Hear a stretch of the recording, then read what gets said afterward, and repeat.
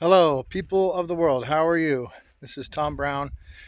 Um, I am on the property working this morning. Um, it's actually, I think it's Easter Sunday. Um, so anyway, um, I normally would be taking the day off today, but because I have so many things to do before I leave again, I figured, it's a nice day. I'm not doing anything else, so I need to get some work done. I have been working on the solar array today.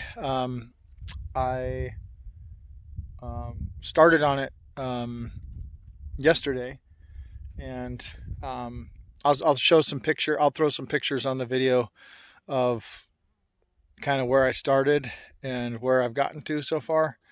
And unfortunately, when I was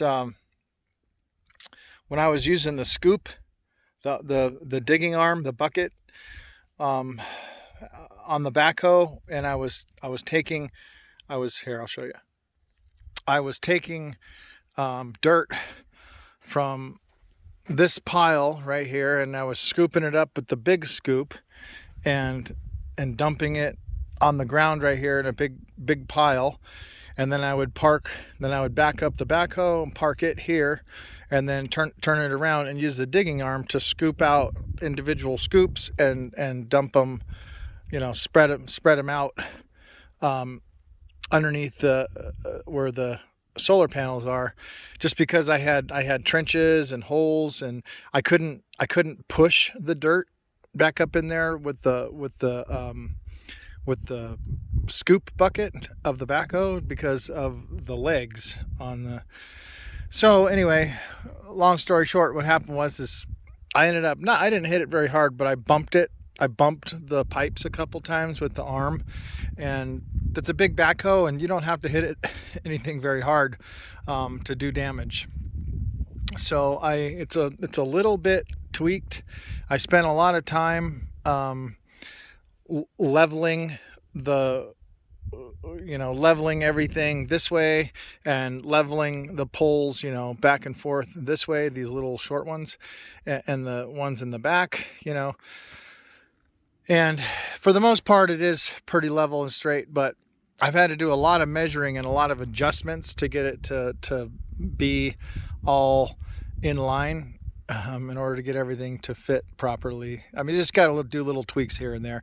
I think from that end to this end, it might be like 3 inches out, and it's 35 feet long. So I guess that's not too terrible. I mean, it's not as perfect as I would like it, because I'm a perfectionist. But I mean, if I stand back and look at it, show you the video here. So, I mean, it looks just fine. You can't tell there's anything wrong with it just looking at it. I can tell because I'm doing all the measurements and I'm a perfectionist. But you won't be able to tell. Once I get it all straight and even and everything's lined up, you'll never be able to tell again after I get all the dirt and everything and the ground leveled out. And actually, I had Eben out here this morning with the rake, leveling out the mounds of dirt underneath the array. And I just put in the last 2 runners, and I'm getting ready to put on the last 3 panels. Yay! And once I get the last 3 panels on, then I can go underneath and mark all of the panels. I'll give you a little view from this angle over here. Give you a view from underneath, and I've got to mark all the panels. I got to number them, so when I go to wire them up, I don't get messed up and cross anything over. These ones aren't like normal solar panels that you would see that have one micro inverter and then 2 positive and a negative wire coming out of the same inverter. It has 2 individual line sets. There's a positive one and a negative one. So I have to make sure that I really concentrate and pay attention when I'm hooking these up, that I do it properly. And actually, I'm going to use a combiner. These are all going to go onto the same MTTP input on the inverter charger, but when you hook them up, it's considered two separate strings, because if you wire them all together, all 18 of the panels together, the voltage will be too high for the specifications for the solar inverter charger. So what you do is you connect 9 of them together in one string, and then you connect the other 9 together in another string, so they only create so many volts. And then you use a Y connector and you tee them together into one cable and then feed the array. So it's just the Solarc 12K inverter charger that I have has certain specifications and certain voltages that it wants you to stay within the parameters of, so it can be the most efficient. And so that's what I'm going to do. And I'm going to walk around here and show you. Oh, you know what? While I'm standing here, I'll show you our new trees, little plants that we got. These are the plants that we got when I told you we stopped at the nursery on the way back. Not yesterday, but the day before, Friday, on the way back from Phoenix. This one is a orange tree, and it is a Hamlin orange, which I guess is a really sweet version of it. And the bees are going crazy. They love the smell of this orange blossom, and I do too. It's really smells pretty good. But yeah, it does smell good. It's missing some leaves. This little part here was I think what I tried to use a string and kind of wrap it around the branches. We laid it down in the back of the truck bed, which is what they told us to do. And the soil, I mean, a little tiny bit came out, but it wasn't much because it was being held up on a 2x4, so it was kind of slanted. It wasn't laying all the way down flat. And I tried to wrap twine around all of the branches to keep them kind of bundled together so they weren't, flopping around in the wind. But there was a couple of branches I couldn't get because the way they were sticking up, and I didn't want to tweak it so hard that it snapped any of the branches. So I think some of the leaves blew out of from all the wind driving 2 hours on the highway. And then also yesterday, it was really windy, and I noticed a few leaves around here and there from the wind blowing the leaves off. This thing has lived in a greenhouse its whole life so far. And so, putting it in the back of the truck, dragging it 2 hours with 70 miles an hour in the wind, and then having it out here with the wind, not in a greenhouse, is hopefully not too much shock for it. I have been putting it in the shed at nighttime, just to keep it's a little warmer in there because it gets a little cold at night, just to keep it to where it doesn't, I'm not trying to keep it outside constantly. I don't want to shock it too much. So I've been putting it in the shed at night, and then taking it out and putting it in the sun in the morning. Matter of fact, I think I'm going to get ready and water these things, and maybe throw some sort of black screen or something up so it doesn't get so much direct sunshine until we can get that greenhouse up here in a few weeks. But anyway, this is our first fruit tree. And then this guy right here is not a fruit tree. It's just for looks. But this property that we're on, it has all the same vegetation everywhere. It's got juniper trees, which is what that is, and that big one over there. And then it has pine trees. There's a big pine tree kind of up by the house. I don't know if you can see that. I'll zoom in on it. That is a pine tree there. So it's got pine trees, juniper trees, and then it's got a whole bunch of like different types of grasses and different type of cactus bushes.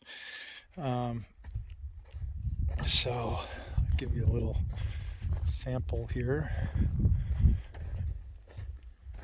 So and I don't know the names of all this stuff yet. I'm going to obviously be trying to learn the different plants, and if there's any medicinal plants or anything like that around here that we need to be aware of. And we're already learning about the scorpions and the snakes, which I'm going to show you guys something in a minute. There's another cactus. We have like these little pin cushion ones too, little tiny ball things that are on the ground, and the dogs, I think those are the ones that the dogs keep stepping in because we're constantly picking. Well, not so much anymore because I think they're starting to get smarter about it. But for the first few weeks, we were picking thorns out of their fur and out of their paws almost on a daily basis. And so anyway, there's a lot of vegetation here, but there's not that big of a variety of stuff. I mean, there's probably, from what I've counted so far, there might be 20 or maybe there's probably more than that. Obviously, I'm no, botanist or anything, but I've counted like 25 different types of trees, bushes, cactuses.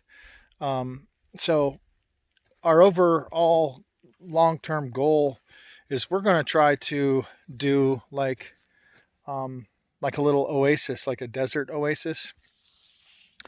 And a couple of the Airbnbs we stayed at one in Tucson in particular, and the backyard was so nice. It had palm trees and in-ground pool and a hot tub and like a little makeshift like a waterfall type creek thing that ran into the pool.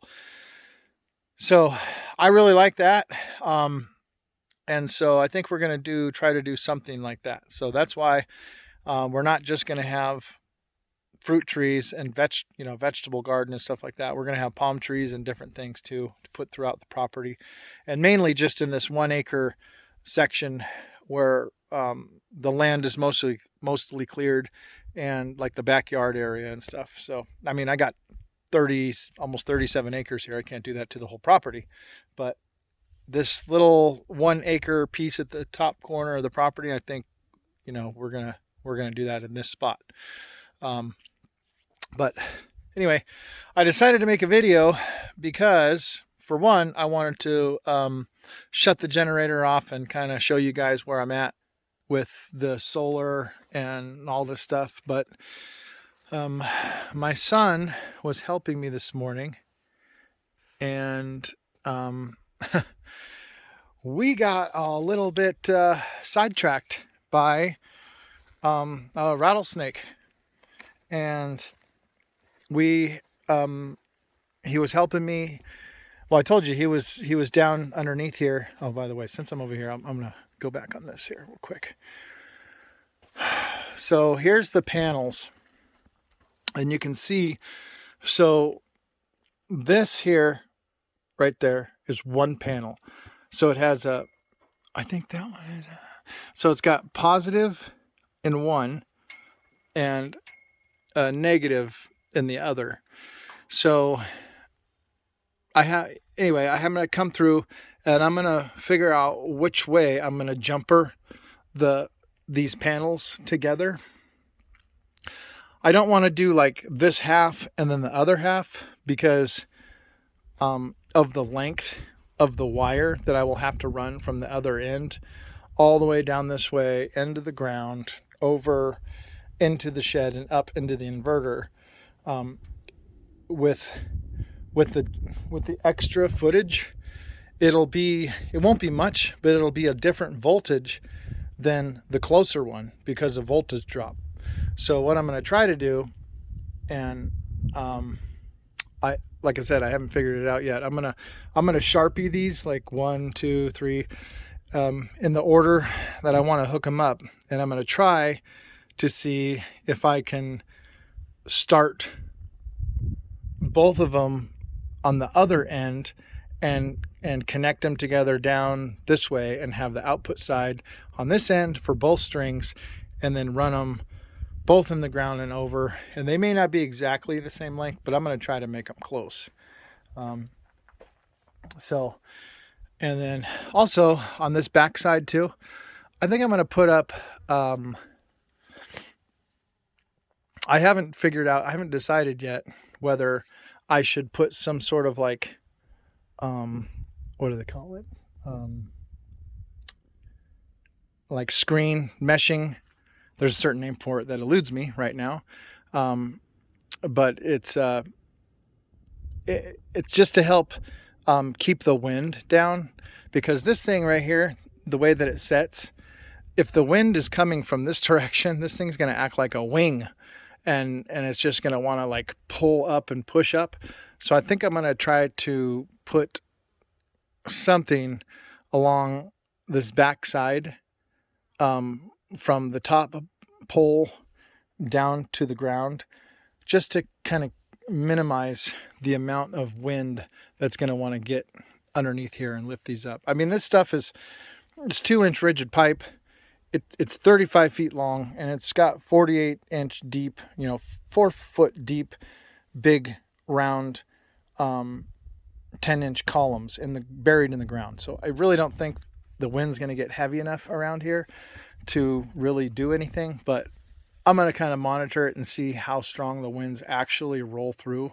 And I'm actually going to mark these on the ground and see if they have moved or shifted. And if they have, then I will go move on to the next step and see if I can maybe put something on the back side of this to keep it from the wind from trying to lift it.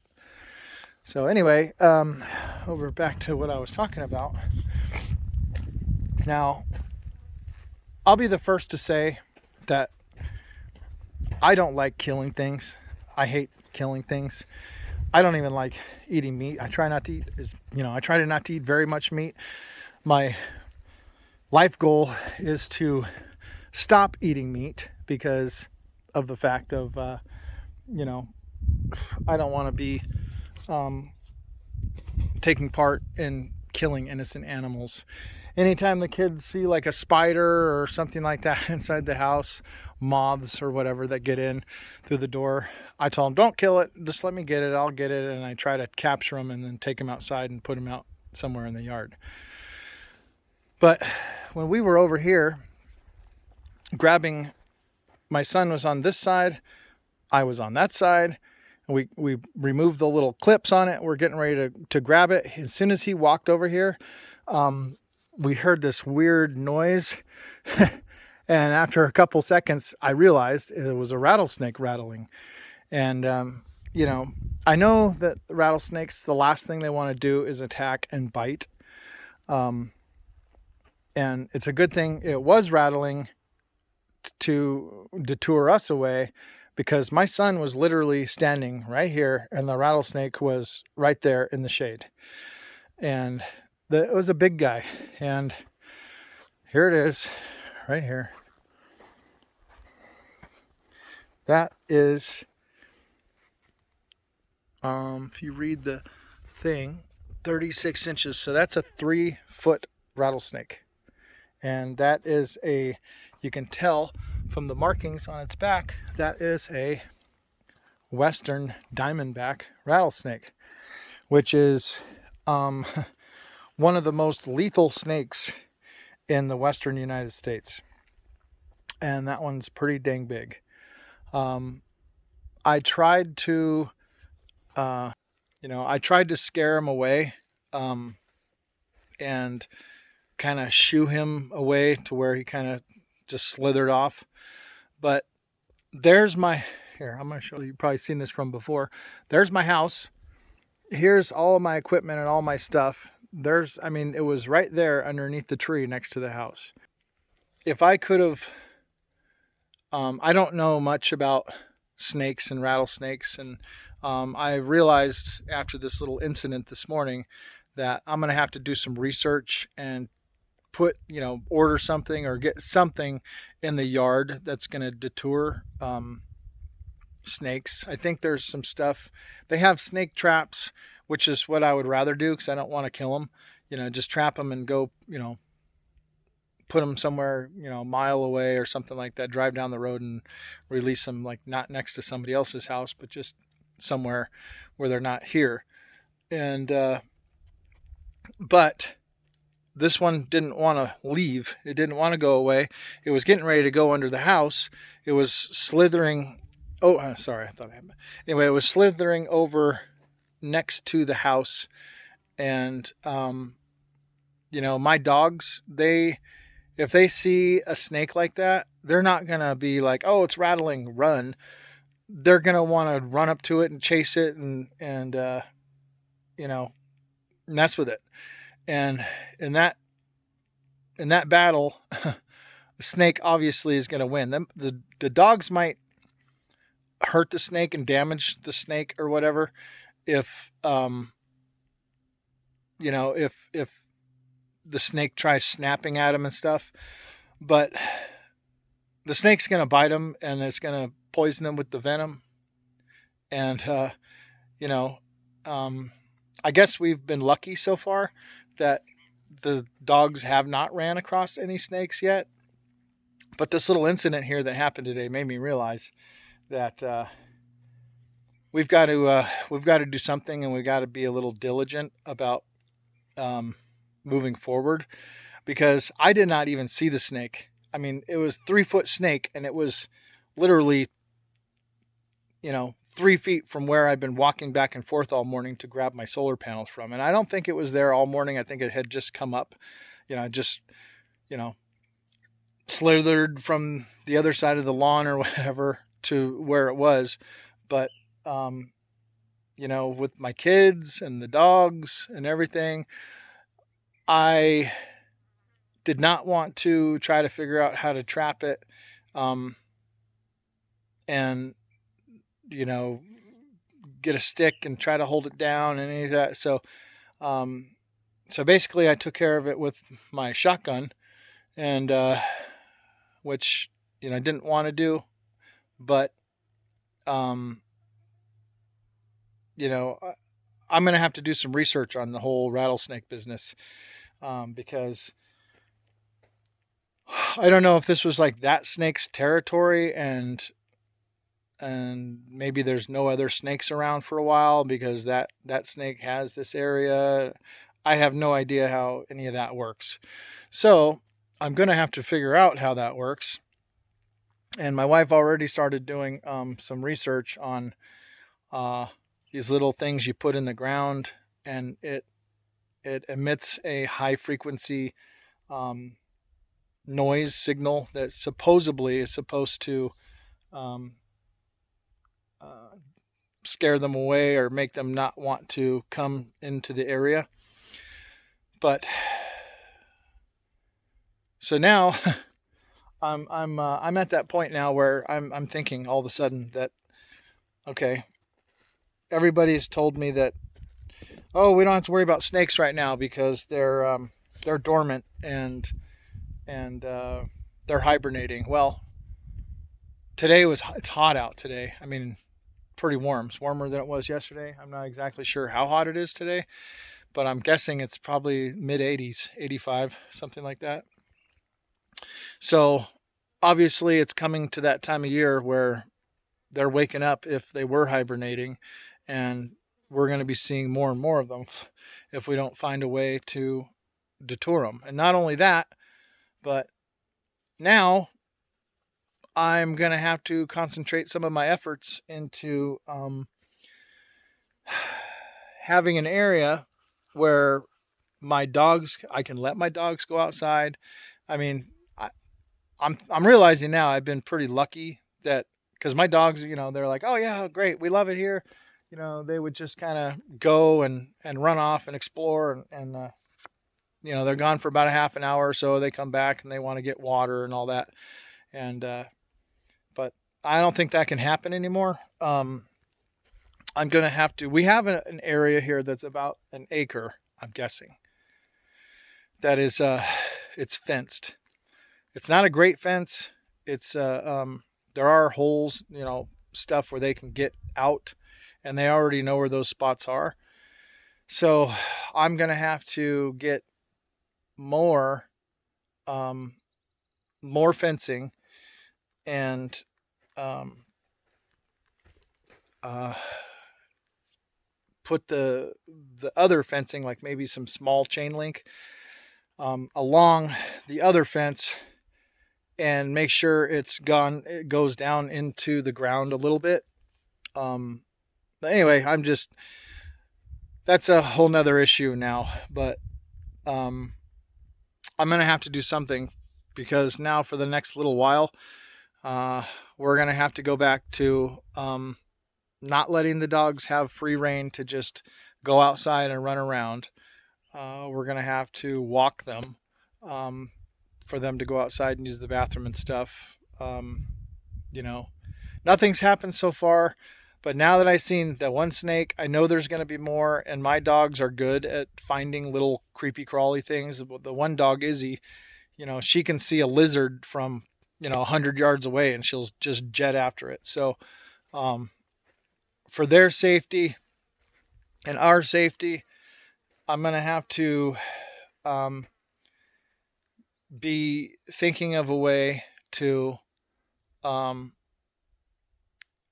have an area that's big enough for the dogs to run around and play, but not to where they can just leave and go and explore the back 40 all day long every day, because it's only going to be a matter of time before they run into a snake. I mean, it was right there next to the house, and I had a generator going this morning, so obviously they're not, they might be attracted to the noise. Maybe the generator's what lured them in. I don't know, but um, if we saw one this close to the house and it's not even 90 degrees out yet, then it's only a matter of time before they start more and more being around. So we're going to have to protect the dogs, and um, find a way, build a little area that's got those little snake deterrents in it, and an area that's fenced that they can't get out of, and hopefully that will do the trick. But that was kind of an eye opener for me this morning. I knew there's rattlesnakes and scorpions and tarantulas and other things like that. And we're from the Washington Northwest, so we have no experience with those types of things. We'll run into like huge bees nests and bears, I guess, if you're hiking out in the mountains and things like that, or wolves and mountain lions and bigger animals like that. But just the fact that they're so close to the house and they're small, and you don't see them, and they can kind of get in and get around wherever they're headed. I'm gonna have to make that a priority for me to have some sort of protection for the dogs. I'm not necessarily worried about us and the kids because, we're smart enough to kind of look at where we're going and make sure we don't, you know, step in any areas we're not supposed to. And, um, we've already, when we walked the property last time, I brought something with me. I forget what it was I brought, but I was knocking it against the rocks like every couple steps. I would knock it against the big rock just to um, make that vibration. And if there was any snakes, to let them know, hey, we're coming, and so they would rattle and we would know where they were or slither away. So I don't think, I'm not too worried about us and the kids. But I am worried about the dogs. So I'm going to have to figure that out. So that's the next, after I get the power up and running, I pretty much got the water done, the water system. I've got it all hooked up. Everything's still a mess, but at least I got the stuff in the ground. You can tell from this view right there that the angle of that pipe right there is just enough. Once this one fills up, it'll trickle into this one and fill this one up. This one will have the sensor in it and tell the pump to shut off. But I also I figured, you know what, since I had this other valve down here, this one right there, I figured it would be a good idea to put a union in there and an on-off switch and feed to tee into the pipe that's going into the shed, which feeds through the soft water and then back to the house. I figured it would be a good idea to do that, just so every so often we can kind of cycle between the water, because the water comes in and fills from the top through this little this 1-inch poly line. And if it's coming in and then feeding into this one, it's always going to be feeding in the water, from the top. So I thought that maybe the water that in the holding tank might get a little stagnant being in the hot sun in these black containers. So what we're going to do, or what I'm going to do, is maybe once every couple weeks or whatever I decide to do, I will shut that valve off and I will open that valve. That way the water that is in here will just rest in there for a little while, and we can drain the water out of this holding tank down through the pipe and into the system. That way the water doesn't stay stagnant in this holding tank for very long. I'm not sure exactly how long the water will last, without like starting to absorb like weird chemicals and stuff from the black plastic. But we will have filtration. We'll have the water softener plus the reverse osmosis. So, it's whatever it is, it's going to be filtered out for the most part. But I just thought it would be a good idea to do that. And that way we can get into the practice of shutting this valve off, opening that valve, cycling through the water that's in here while this one rests. Then, after a week of using the water in here, we can shut that valve, open this one again, and then, same thing, just go back and forth with it. That way we don't have any water that just sets for months at a time and without cycling through the system. So I added that valve into the line going into the shed. And I finished the gravity feed connection from one to the other. I'm gonna dig a little bit of the dirt out right there and get that black poly line a little closer to the tank and maybe strap it down low once or something. But all this stuff eventually is going to get wrapped with all the stuff that's above ground is going to get wrapped with that electrical heat tape and also some foam. So foam, I'm gonna wrap it in electrical heat tape first, then I'm gonna wrap it in foam, then I'm gonna tape it. So it'll help it during the cold winter months not to freeze. Over here, I've got my lines in the ground.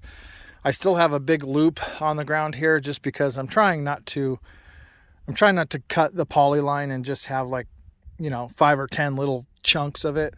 I'm trying to just leave the extra on the ground until I drilled the hole already where the T is going to go. And I'm going to leave it like that until I am ready to do the actual connection for it. And I will show you if I can find it here. It's somewhere in my mess. I got a mess everywhere. Where'd it go? Anyway, I'm not going to worry about that right now. But what I'm going to do, since I have to come up here, this water line right here is the one that goes to the house. This one is the one that comes in from the holding tank. So this feeds into the shed. This one feeds out of the shed. So what I was going to do is I'm going to cut this off here somewhere, here or there. And I'm going to put in a T right here to where one of them comes from down up into the T. One of them goes into the wall, and there'll be another one coming up, and I'm going to put a water spigot right there, just to have a hose bib out here on the side of the shed, because we're going to need it. I'm not sure exactly where the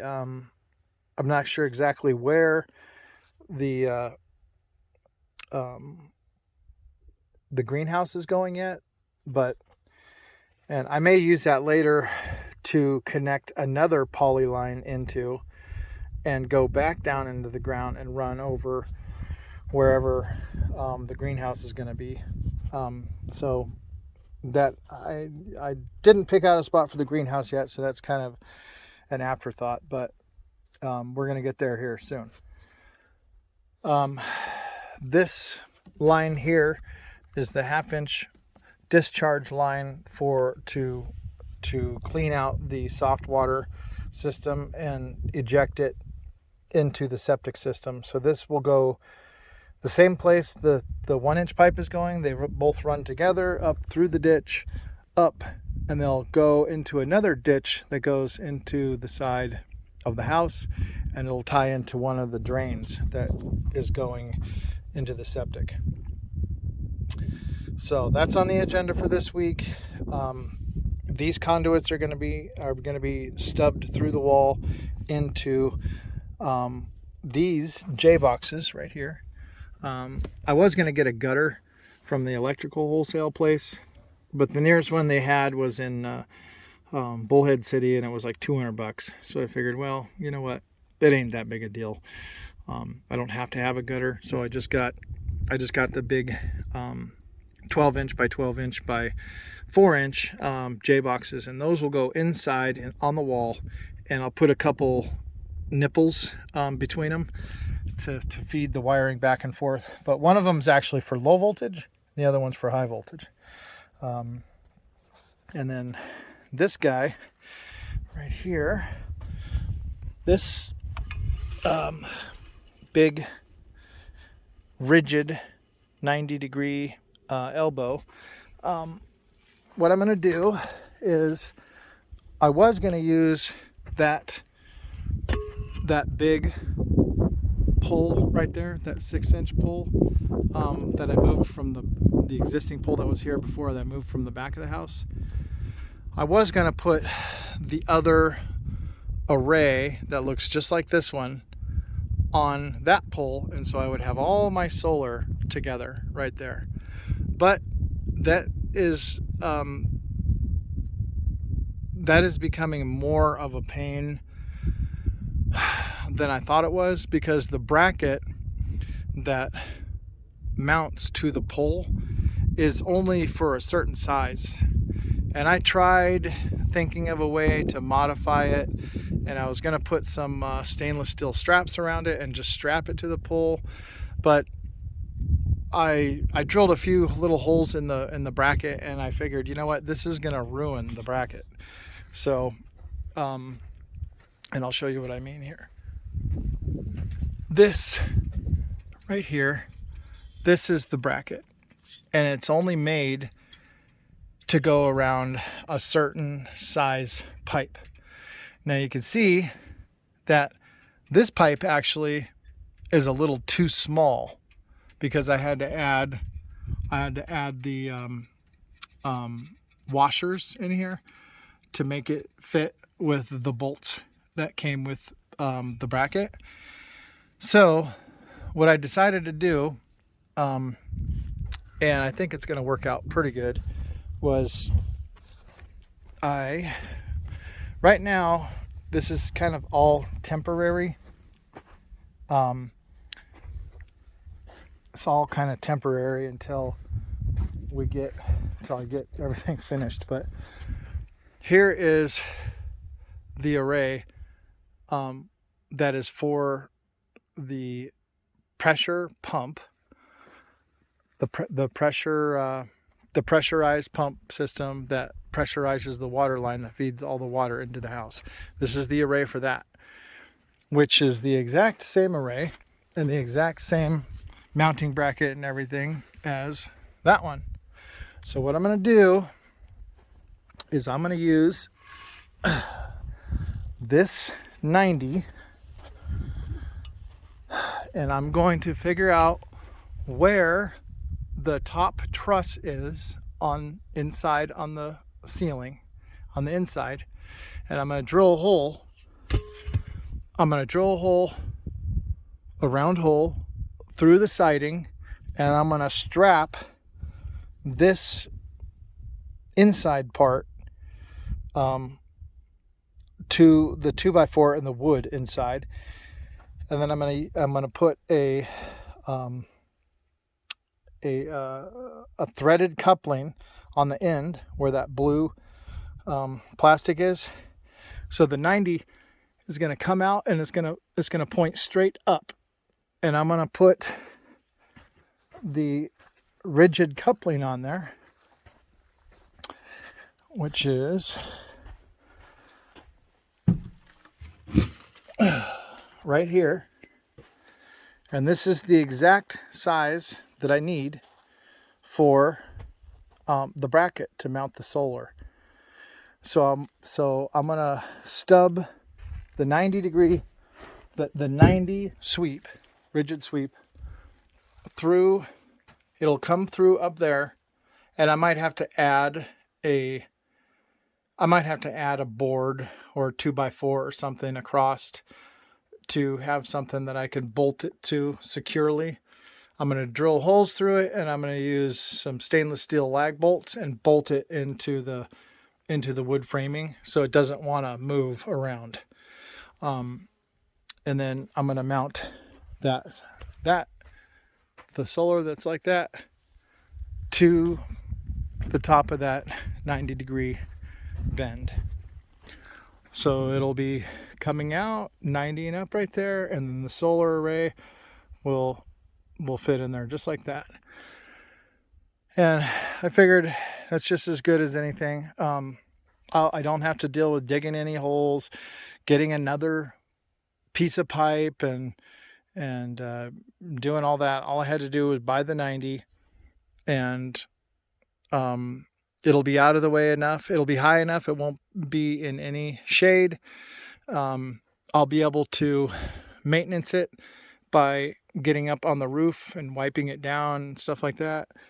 And I won't have to deal with trying to modify that other pipe, which is, I struggled with that for like half a day and I just gave up on it.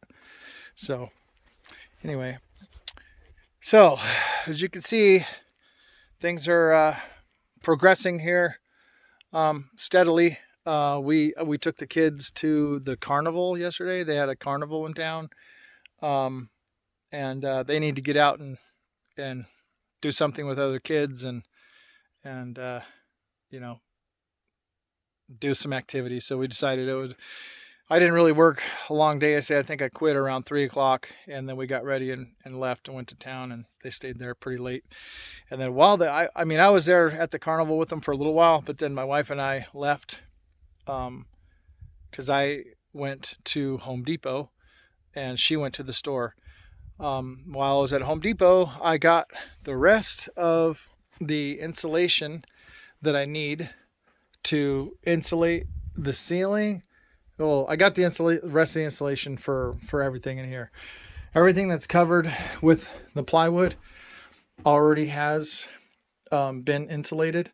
So, and it's actually, when just stepping in here, even though the door's open, it's cooler in here than it is outside, just with this little bit of insulation that I put in. So once I get it fully insulated, and I also bought the rest of the plywood to mount, when I'm done with the insulation, I will do the piece of plywood there. This whole thing will be plywooded. And then once I get that done and it's fully insulated, it'll stay a pretty nice even temperature in here for all the equipment. And if I do have to put a little bit of a heater in here in wintertime and a little bit of an air conditioning unit in here for the summertime, I can just cut a hole right there through the siding and through the plywood that I'm going to put up and just mount. I actually have a little 20 amp AC unit that would work perfect for in here, and it's in the shed. We brought it from Washington, and so I probably will use that. But before I go through all the trouble of cutting the hole and doing all that, I'm going to see how well this thing kind of stays to temperature without it. So I might get lucky, and it might just, with all the way that I'm insulating it and putting the plywood in there, it might just be good enough without the AC, which I'm hoping, because that's just one more thing that we'll have to add to the electrical system. So anyway, I'm going to get back to work for now, and I got to water these plants. They look a little parched. My wife was going to give them water yesterday, but she didn't.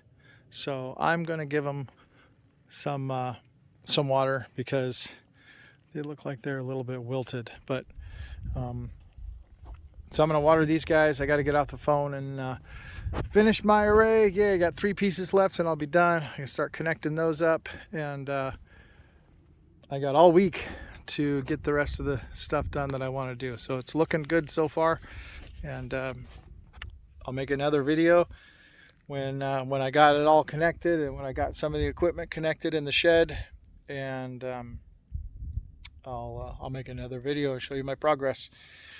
Have a good day for now, guys. Bye.